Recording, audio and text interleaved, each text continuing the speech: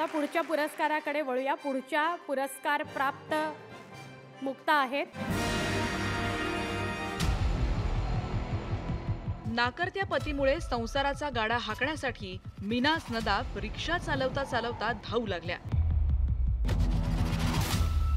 दारुड्या पतीपासून फारकत घेतल्यानंतर धुणी भांडी करून जेवणाचे डबे बनवून मुलांचं शिक्षण करताना त्यांची ओढाताण होत होती. एकदा त्यांच्या मुलीनं मॅरेथॉन स्पर्धेचा फॉर्म त्यांना दाखवला. त्यात विजयी स्पर्धकाला 40,000 रुपये मिळणार होते. संसाराचा गाडा हाकण्यासाठी ही सुवर्ण संधी मानून त्या स्पर्धेत सहभागी झाल्या. स्पर्धेची फी भरायला सुद्धा त्यांच्याकडे पैसे नव्हते. लॅब मधल्या मॅडमकडून त्यांनी जुने बूट उसने घेतले. अर्ध्या वाटेत त्यांचे बूट फाटले. फाटलेले बूट तिथेच टाकून त्या अनवाणी धावत राहिल्या. 21 किलोमीटर नंतर त्यांच्या पायाला सूज आली, तरीही त्या धावत राहिल्या. आंतरराष्ट्रीय स्पर्धकांसमोर त्या हरल्या. 8 दिवसानंतर त्यांना 30,000चं दुसरं बक्षीस मिळाल्याचं कळलं.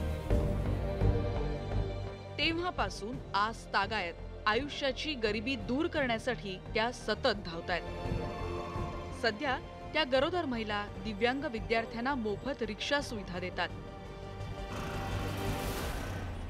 20 वर्षांनी त्यांनी पुन्हा शिकायला सुरुवात केली. मुलीला डॉक्टर तर स्वतःला आयर्न वुमन बनवण्याचं त्यांचं स्वप्न आहे. त्यांची स्वप्न पूर्ण होवत हीच न्यूज 18 लोकमतची सदिच्छा. मिनाज नदाफ यांना व्यासपीठावर आमंत्रित करते. संघर्ष काही त्यांना चुकलेला नाही. कालपासून म्हणजे काल पण त्या संघर्षाला सामोऱ्याच गेलेल्या आहेत. मोबाईल हातातनं हिसकावला, त्याच्या मागे त्या पळाल्या. ते करताना रिक्षेने उडवलं, अपघात झाला. सकाळी डॉक्टरकडे जाऊन त्या इथे आल्यात. आपण स्वागत करूया मिनाज नदाफ यांचं. इथे बसलेल्या प्रत्येक तिच्या आयुष्यात संघर्ष आलेला आहे, पण कुणीही थांबलं नाही, थकलं नाही. म्हणून आज आपण आपापल्या क्षेत्रात मानानं सन्मानानं काम करतो आहोत. त्यामुळे आपण सगळ्यांचा हा प्रातिनिधिक सन्मान आहे. मिनाज यांच्यासाठी जोरदार टाळ्या. तुमच्या संघर्षाची कहाणीला खरंच सलाम. तुमचा प्रवास आम्ही पाहिला.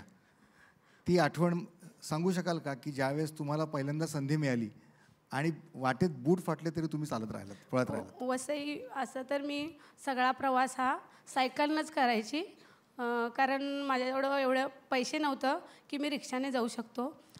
कारण मिस्टर सोडून जाऊन मला 13 वर्ष झाली आणि हे करत करत शाळेत पोरीला सोडायच्या नंतर एक मॅरेथॉनचा फॉर्म आलेला. मला काय माहीत नव्हतं एवढं, कारण त्याच्यावर फक्त 40,000 प्राईज लिहिलेलं पहिल्या मॅरेथॉनसाठी, म्हणजे 42 किलोमीटरसाठी.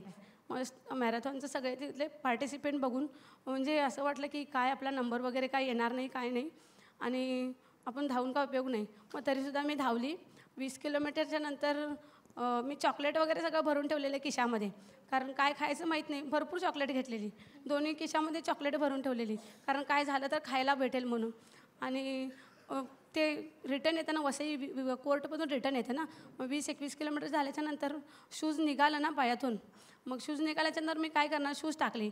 मग थोड्या वेळात गेल्याच्यानंतर माझं सॉक्स पण फाटलं. मग ते सॉक्स पण टाकू दिली. मग जोडवी होती पायात, मग ती जोडवी पण काढून खिशात ठेवली. मग असं करत करत मी 42 किलोमीटर 5.5 तासात मी पहिली मॅरेथॉन पूर्ण केलेली. 4 दिवसानं मला फोन आला की तुमचा नंबर आला आहे वसई विरार तालुक्यात दुसरा, आणि तुमचा आधार कार्ड आम्हाला पाठवा. मग मला एवढं नॉलेज आत्ता पण नाही आहे आणि त्यावेळेला पण नव्हतं. आधार कार्ड मागत होते ते मला. म्हटलं आधार कार्ड मी काय देणार नाही. म्हटलं आधार कार्ड आपण कुणाला देत नाही ना शेवटी. मग असं मग मी म्हटलं सर मला जिथं मी फॉर्म भरले ना मी तिथं जमा करतो आणून. मग दुसऱ्यांना पण विचारले की हो तुझा नंबर आला आहे बोलले. तर माझ्या मुलीनेच मला उचलून घेतलं आणि तो क्षण माझा ना खूप आनंदाचा होता. आणि 30,000 माझ्यासाठी खूप महत्त्वाचे होते. त्याच्यामध्ये माझ्या मिस्टरांना कर्ज करून मला गेलेलं 25,000चं. मग माझे सोने वगैरे सगळं दागिने गहाण टाकलेले मी. तुम्ही काही काळजी करू नका. न्यूज 18 लोकमतच्या माध्यमातून आम्ही तुमच्यासाठी आवाहन करू आणि तुम्हाला जी काही मदत लागेल ती करण्याचा आमचा पूर्ण प्रयत्न राहील. लाखो प्रेक्षक न्यूज 18 लोकमतचे हा जो कार्यक्रम पाहत आहेत त्यांच्या माध्यमातून निश्चितच तुम्हाला एक भरीव मदत मिळेल. धन्यवाद आणि शुभेच्छा तुमच्या पुढच्या कारकिर्दीसाठी.